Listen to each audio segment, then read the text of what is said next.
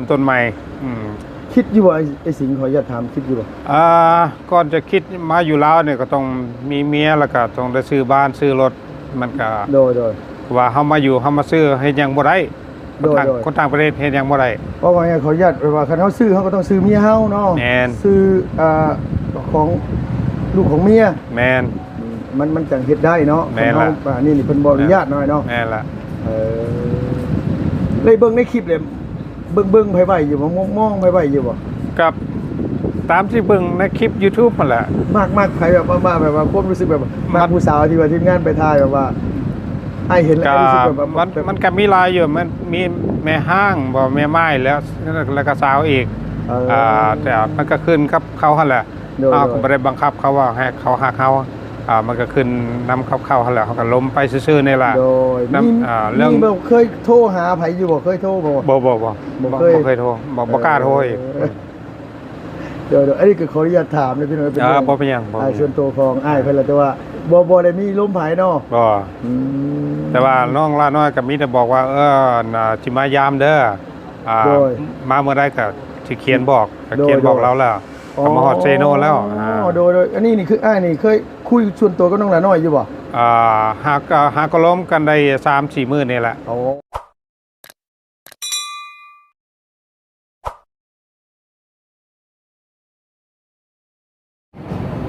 โอ้ยเนาะพี่เนาะทางยายอ้ายเพิ่นนั่งท่ากจอยู่เนาะพี่เนาะอ้ายยายใจดีเพิ่นมาแต่ทาง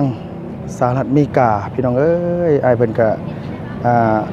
เคยติดต่อลุงมาอยู่พี่น้องเนาะเพิ่นก็เคยลุงเป็นสะพานบุญให้เทื่อนึงหรือ2เทื่อนี่แหละเพิ่นมาเมืองลาวพี่น้องแล้วว่าที่นี่แหละเพิ่นก็บ่ฮู้จักทีมงานบ่ฮู้จักไผว่าซั่นว่าเพิ่นก็เล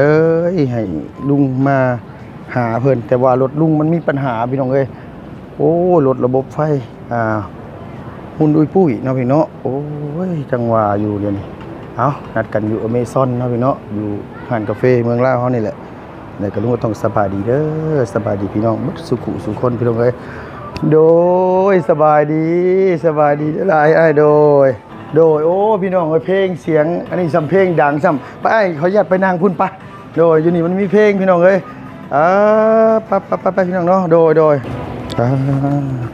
ไปนั่งอยู่หน้าเซเว่นก็ได้เนาะเนาะนะขอญาติถามเนาะมาจะคนนี่น่ะมาผู้เดียวมาเที่ยวซื่อโอ้ขอญาติถ่ายคลิปได้ป่ะเจ้าได้เนาะเดี๋ยวน้องขอญาติอันวันนี้ไม่โอ้พี่น้องอ้ายเพิ่นมาแต่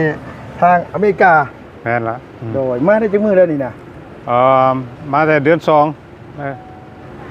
มาแต่มาเซโนเนี่ยมาฮอดมื้อนี้แหละโอ้ตะกี้ไปอยู่ไสเจ้าอยู่สยะโอ้อ้ายเป็นคนสยะบุรีเนาะแม่นละไปเยี่ยมบ้านเยี่ยมอันนี้แหละเพิ่งมานี่อันนี้ครั้งแรกมาเซโนมาสวรรณเขตนี่โอ้โดยขออนุญาตนั่งอีกเจ้ากินข้าวกินน้ำแล้วบ่เจ้ากินแล้วโอ้ยฮ้อนเนาะโดยฮ้อนแล้วอยู่เมืองลาวฮ้อนนี่สิได้บ่คืออยู่อเมริกาอยู่อเมริกายังหนาวอยู่เดี๋ยวนี้นะอเมริกาหนาวบ่ให้ตอนนี้แม่นล่ะหนาวเขาลืมซื้อไอ้ซื้อหยังก่อนขออนุญาตถามนะเจ้าซื้อสิงห์ไอ้สิงห์เนาะเพิ่นเนาะเพิ่นเคยให้ลุงเป็นสะพานบุญอยู่ตอนนั้นไอ้ให้น้องไปช่วยเหลือเคสก็มันก็2-3ครอบครัวแล้วสุดท้ายเนี่ยก็เป็นปัวคนยังก็ตาไปเอาตาออกนะอ๋อไม่นั่นนะอันว่าทางอันนี้อย่างน้องเลยซื้ออย่างนี้พี่น้องเลยซื้อก็เขาเจ้าเฮ็ดครัวเฮ็ดยังไปให้บ้านเรานะแต่ว่าก่อนนั้นจะเป็นน้องป่าแม่นบ่ป่าเนาะตอนนั้นเนาะนั่นล่ะโดยไอ้มาผู้เดียวเลยมาผู้เดียวเลยบ่มีครอบครัวบ่ครอบครัวอยู่ไม่กล้าเมื่อละอันทั้งลูกนี่ใหญ่เบ่แล้วเนาะอยู่ทางนี้แม่ละใหญ่เมื่อละตอนนี้นี่โสดโดยโสดจะทางไอ้เพิ่นมาผู้เดียวเป็นบ่าวโสดมาเที่ยวเบิ่งสวรรณเขตว่าเป็นอะไรบ่เคยเห็นตั้งแต่เกิดมา ตั้งแต่เกิดมาบ่เคยเห็นจักเทื่อ โอ้โดยเป็นจังได๋ความรู้สึกมาฮอดเซโนแล้วเมืองบ้านเฮา โอ้แตกต่างกันกับเวียงจันทน์สยามนี่จะบ่มีคนหลายมิดเงียบ โดยอยู่เซโนนี่คนหลายเนาะ หลาย แล้วก็ หนทางไปมาก็สะดวกสบาย โอ้อยู่สยามมันบ่ได้แบบนี้แม่นบ่ บ่ โอ้ มันจะเป็นคุกคักมีหินแล้วเขาบ่ได้นั่น บ่ได้ลาดยาง แม่น โอ้แล้วบ้านเกิดเมืองนนท์อยู่บ้านไหนเมืองไหนเจ้าอยู่สยาม แขวงชัยยาเนาะเมืองเพียง โดย บ้านโพนเสียง บ้านบนเสียง เวลา โอ้ไปอยู่อเมริกาได้จักปีขออนุญาตถามแล้วกัน ก็ได้50 ปีละ อยู่อเมริกานะ แม่น โอ้หมายความไปน้อยๆเลย ป่าได้น้อยแล้วก็ประมาณ 8-9 ปีนี่แหละ โดยและบัดนี้เนาะจุดประสงค์หลักๆเลยมาสวรรค์เขตนี่อยากพ่อไปแบบพ่อแบบ ก็มีแต่ว่าอยากพ่อสายบุญที่เฮาเคยช่วยเหลือนั่นแหละแต่ก็อยากเห็นทุกคนนั่นแหละ อ๋อ แล้วก็ โดยแต่ว่าไงก็คืออยากพ่อคนที่เฮาเคยช่วยเหลือ แม่น แล้วก็อยากเห็นทีมงานสายบุญ แน่นแล้วก็เห็นหลายคนอยู่กับมันมีเบาเตียงเบาลี โดย เบาตุน โดย แล้วก็เบาต้า โดย แล้วก็เบายาว โดย เบาบุญสองบุญ โดยทั้งบอจันเนาะ เบาจันเองแม่นแล้ว พี่น้องไอ้รถเฮาก็มีปัญหาบ้านพักห้องเช่าเพิ่นได้บ่ ยังจะ ยัง ว่าที่ซอกอยู่บอกกับว่าที่ถามมันคนขับตุกๆนี่แหละถามเบิ่งว่ามันจะเป็นห้องแถวอยู่แถวได้บ่แถวนี้เนี่ย บ่อยู่แถว กก ๆ ม่ นั้ วง นจะมีไอ้ แม่นล่ะกกม่วงน่ะมัน พอ โดย บ้านพักกกม่วงน่ะแคมป์กกม่วง แต่บ่ซั่นกันนี่ ซื้อ ตรงข้ามนี่ก็มีแต่ว่ามันอยู่นี่มันสิใกล้หม่องไอ้หากินหายากแบบว่า แม่น ย่างออกมาซื้อตอน แม่น อยู่นี่มันมีขายตลอด24ชั่วโมงอะนะ โอ้ดี กันไป ดี พุ่นแล้วมันสิไกลแน่แล้วนึง อ๋อ แต่ว่าไอ้เลือกเอาว่าเดี๋ยวน้องสิพาไปเบิ่งว่าอยู่หันกับพุ่นแต่ว่าอยู่นี่ก็โอเคอยู่กับ โอเคเอาแต่ใกล้ตลาดเลยมันสะดวกแด่เพราะ แปลว่าพักแบบใดก็ได้น้อยเนาะ ได้ ว่าจะเป็นห้องแอร์เนาะมี อ่า น้ำอุ่นน้ำอันนี้ แม่น โอเคเลยเนาะ แม่น เป็นมาพี่น้องบางคนกับบางที FC เพิ่นก็หรือว่าผู้ใหญ่จะดีบางคนเพิ่นก็อยากเลือกเอาตัวที่มันดีๆแน่นะแต่ว่าคืออ้ายนี่ก็แบบใดก็ได้ ได้ทั้งนั้นแต่เรื่องอาหารการกินนี่บ่ที่ดอก โดย ก็เห็นลุงเฮอไม่เห็นอาหารแซ่บอยู่กินกบกินเขียดโอ้ มากคือกันว่าจะ มาก โอ้ยามนี้ช่วงนี้อึ่งก็บ่ออกเลยเนาะสิต้มอึ่งให้ไอ้สิงกิน แต่เมืองเซโปนก็บ่รู้คือกันนะว่ามันสิมีบ่จะขึ้นไปบ่แถวเมืองเซโปนนี่ยังสิจะขึ้นไปบ่ จะขึ้นไปเบิ่งบอนเขาเอิ้นว่าหยังเอาเราเทิงหมอเราเทิงเอาแนว โดยชนเผ่าชนชา ค ติ นเผา โดย แต่มันจะเป็นมันยังก็ทางอุดมไซเขาจะเอิ้นว่ากะมุมันเรากะมุเราเทิงแบบ กะโมนี่มันอยู่ทั้งพุ่นทั้งบ้านอ้ายพุ่นทั้งหลวงพระบางทั้ง นี่มันเป็น เนี่ยอยู่อุดมไซพุ่นล่ะ แต่ว่าทั้งนี้นี่มันสิเป็นทางชนชาติพวกเผ่าตะลีเผ่ามังกรเผ่าตะอุ้ยทั้งนี้นะเจ้า อ๋อ มันคนละเผ่ากับเผ่าขมุ ขมุเขาเจ้าก็สิขึ้นทั้งเครื่องพุ่น เผาม่งก็มีบ่ โดยมุ่งนะอยู่พุ่นเจ้ามุ่งนะอยู่ทั้งหลวงพระบางทางนั่นล่ะ สยาม เชียงขวางสยามนะครับบ่หลายแต่หลายที่สุดนี่จะเป็นเชียงขวาง โดย อ่า ไอ้สิ่งนี้มาประเทศลาวเขานี่ได้จักเดือนเดียวก็ มาฮอดลาวนี่เดือน2วันที่24 3 เดือนน่ะ 3เดือนแล้ว โอ้ แต่อยู่สัญญาเช่าเฮือนอยู่สัญญาปีหนึง อ๋อเซาเซาอยู่พุ่นปีนึง แม่นล่ะ วางแผนนี่ว่าสิวางแผนสิสิอยู่พี่หรือว่าสิกลับ ต้องกลับปีหน้า กลับพี่หน้า แม่นต้องกลับปีหน้า อ่ แต่วีซ่านี่ต้องได้ต่อทุกปี โดย ถึงที่อยู่หรือว่าสิไปต้องได้ต่อ โดยเพราะว่าคือไอ้สิงห์นี่เป็นพลเมืองของอเมริกาเนาะ แม่นล่ะ แม่น เป็นคนไม่กล้า โดยเป็นพลเมืองอเมริกาต่อเป็นก็คือทั้งอ้ายเราต้องต่อวิชาพี่น้องเอ้ยเกิดอยู่แล้วแต่ว่าไปเติบโตอยู่อเมริกา นั่นล่ะ เป็น แต่ว่าปีหน้าญี่ปุ่นจะได้กลับมา กลับมาและจะบริกลับไปอีกโดยมีแต่ว่ารายงานอยู่สถานทูตลาวนี่โดยทุกปีว่ายังมีชีวิตอยู่บ่โดยคืออ้ายนี่เกษียณแล้วบ่หรือว่าขอจะถามเกษียณยังบ่ทันได้เกษียณเถอะกันย้อนนี้แหละจึงกลับไปอันกลับไปได้เงินเกษียณแล้วกลับมาแล้วก็สิบ่กลับไปหนนะอ๋อก็สิสิใช้ชีวิตอยู่เมืองลาวแม่ล่ะมันก็พออยู่พอกินนี่ดอกอยู่เมืองลาวจะว่าง่ายคือมีพี่น้องอยู่ชัยยะนี่เพราะว่าอยู่อันพี่น้องข้างไกลจะเป็นลูกป้าเป็นพี่เอ้ยพอว่าไงก็คือลูกของลูกพี่ลูกน้องกันก็ไอ้สิงห์เนาะแม่นอ๋อแต่อยู่สวรรค์เนี่ยมึนตึบเลยมึนเลยบ่มีใครเลยเอาอยู่ไสก็ได้ดอกพี่น้องเอ้ยตัวนี้คือแบบว่าอันได้ก็คนลาวคือกันเว้าภาษาเดียวกันน้ำจิตใจดีอยู่แล้วพี่น้องเอ้ยตัวนี้นี่คะแนนมาเฮาบ่ไปพิษบ้านพันเมืองนี่อยู่ไสก็ได้เนาะอ้ายเนาะแม่นโดยพองานเพิ่นก็อยากเดินทางลงมาเบิ่งสวรรค์เขตแม่นแต่ก็อยากมาพบพ่อทีมงานนำแน่แม่นโดยแบบมาตั้งแต่เดือน2แล้วมันโสดสินี่บ่ได้มีคนคุยบ่ได้มีคนอันนี้เลยบ่บ่มีเถอะยังบ่มีก็เว้าตรงๆแล้วบ่มีก็มาซอกมาเบิ่งหั่นล่ะเบิ่งไปก่อนน่ะบ่นั่นตัดสินยังว่าไงว่าคือ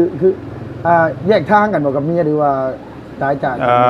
แยกทางกันได้18 ปีละโอ้แล้วอ้ายเลี้ยงลูกเดียวเขาลูกเลี้ยง2คนใหญ่เหมือนละลูกสาว2คนโดยตอนนี้ผู้ใหญ่หันเข้ามหาลัยยังผู้น้อยยังเข้าม.7 อยู่อ๋อยังเรียนอยู่ม.ปลายแม่นละจะจบเดือนนี้แหละท้ายเดือนนี้แหละเอาไงว่าผู้ใหญ่อยู่มหาลัยผู้น้อยยังอยู่ม.ปลายก็ไงก็คือยังศึกษาอยู่พี่น้องเอ้ยทางนี้อ้ายเพิ่นก็ได้ทางอ้ายแล้วก็แยกทางกันก็มีแหละลูกอยู่นำอ้ายเนาะแม่นเพราะว่าเพิ่นเคยคุยกับลุงอยู่พี่น้องเอ้ยตอนนั้นเพิ่นว่าเพิ่นสิกลับมาเมืองลาวช่วงหลังๆนี่แบบว่าอ้ายมาเมืองลาวนี่คือติดต่อมาเนี่ยแบบว่าอันนี้สินะแบบว่าคือเงียบไปเลยแม่นก็เงียบไปแต่ว่าติดผู้สาวอยู่แถวพุ่นบ่จักอ้ายบ่ก็เคยล้มอยู่โดยพี่น้องเอ้ยเนาะทางไอ้สร้างวันแล้วโทรมาแล้วถ้าลุงขึ้นไปหาเรื่องกันว่าฟืนเรื่องไฟไปเฮ็ดเรือนน้องค่ำเหมือนกันเฮ็ดบ่ได้ถ้าลุงเฮิมขึ้นไปหาเพิ่นอยากให้ลุงซื้อไหลไฟฟ้าขึ้นไปให้โอ้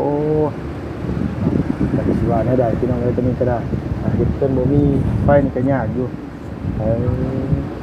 มาต่อกันพี่น้องกับบัดนี้กินข้าวมากเลยบ่หรือว่ายังกินแต่เช้าแต่มีแต่ปิ้งไก่แค่แถวนี้ก็ได้นั่นแหละ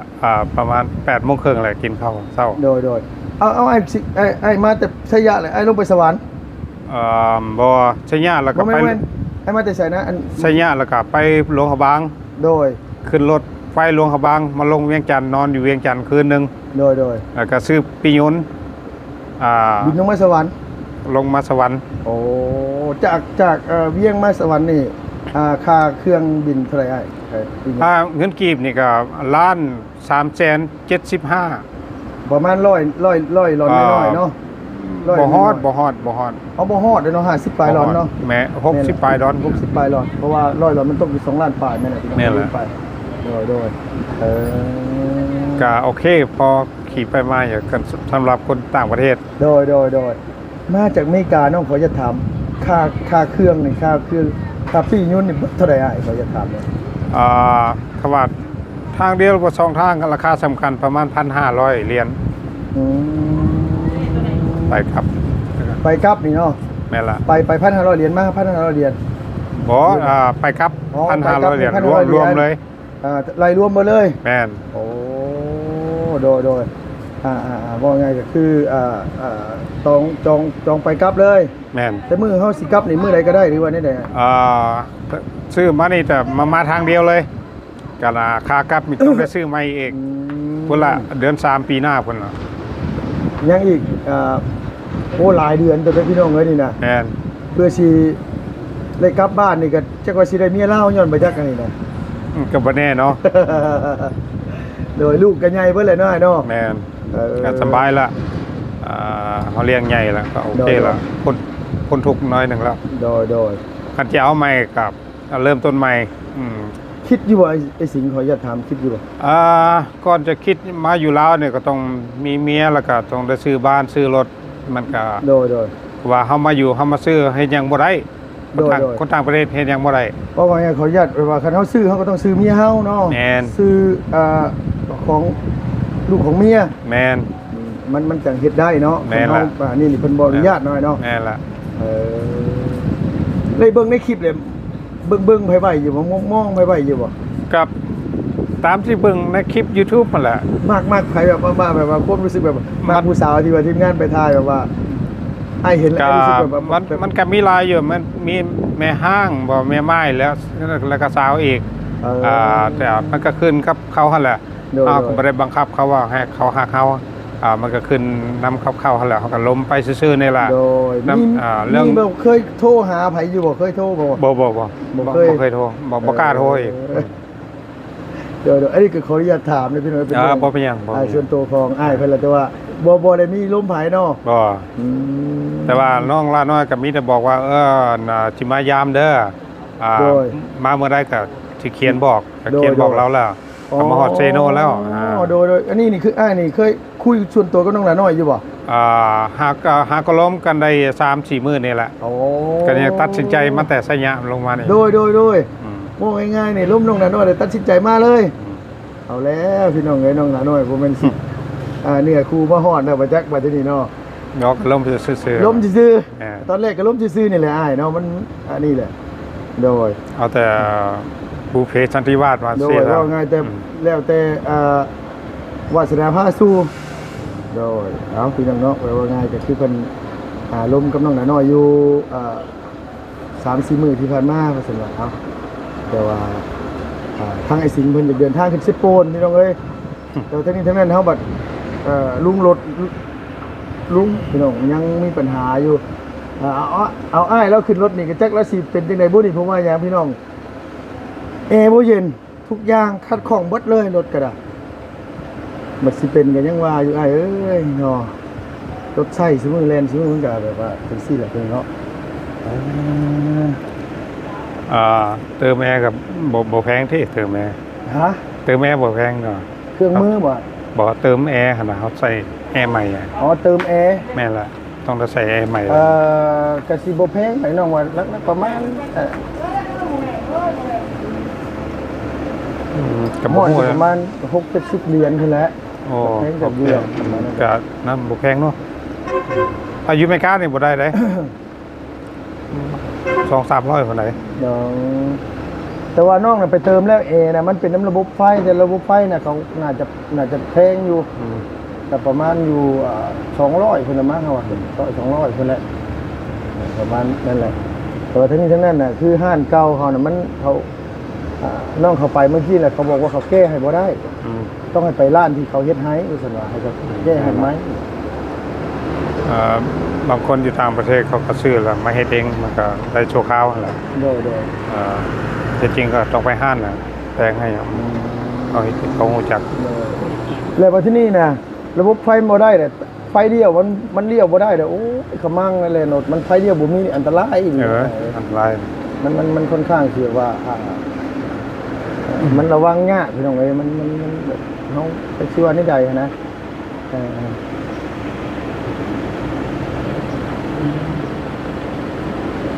มาซิโน่ก็ต้องกินปิ้งไก่ซิโน่แล้วมันจะฮอดซิโน่เนาะโดยคันมาซิโน่บ่เป็นกินปิ้งไก่นี่ก็โอ้พี่น้องเอ้ยบ่ฮอดซิโน่แล้วเพิ่นสิว่าอีกแล้วมากที่สุดอาหารนี่อาหารลาวนี่มักกินยังไงก็อยากก็ลาบก้อยซอยจุมียังไงล่ะมันก็เป็นของนั่นของคนลาวล่ะตำมะฮุ่งบ่แกงนอบ่มียังไงล่ะได้เบิดเนาะของบ้านๆหมดแล้วโอ้คือกินได้ค่อนข้างสิทุกอย่างได้เนาะต้มอึ่งต้มกบยังได้เบิดโอ้เรียบร้อยเลยเรียบร้อยเลยเรียบร้อยได้หรือบ่ได้เนาะโอเคซะนะพี่น้องไอ้เว้าบ่ได้บางเทื่อขึ้นไปเซปูนถ้าไปหาไม่ห่างค่ำจะว่าสิได้พบพ่อยังบ่จ้ะโดยภาวนาว่า ขอให้มันระบบไฟมันเร็วไวๆพี่น้องเพราะว่าเฮาก็จะขึ้นไปเก็บงานเฮาคือกันเมื่อกี้ไอ้สร้างมันก็โทรมาอ๋อ ให้ไปเก็บงานนั่นแหละ ก็จะขึ้นไปเบิ่งเนาะก็ โดย ที่เงินค้ำก็ให้เล็กน้อยที่เดียวเขาจะให้ได้นั่นแหละ โดยนี่แต่ว่าทางน้องสิไปหาห้องพัก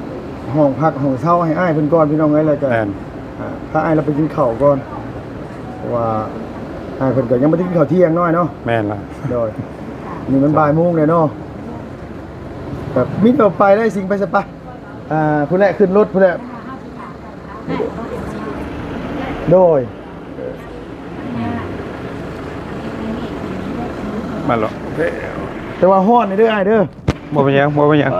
โอ้อยู่ได้ฮ้อนได้กว่า โดย ก็ได้มาแล้วก็ต้องรับสภาพการให้ โดยอยู่บ้านเฮามันก็อากาศมันก็แบบนี้แหละมันบ่คืออยู่เมืองนอกพี่น้องเอ้ยอยู่ลาวเฮาก็ได้รถกับปั๊บแม่งดีเลยพี่น้องเอ้ยรถเนาะ เจริญดีเนาะมันเปลี่ยนไปหลายแล้ว โดย ทางลาวนี่อยากให้สัญญาเป็นแบบนี้นะเป็นไป โดยนี่แหละไอ้คืออยู่นี่แต่คันนี่แหละสีเทานี่แหละห้างๆนี่แหละโอ้ย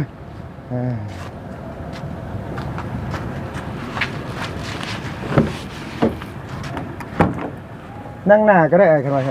นั่งหล้างบอกนั่งหน้า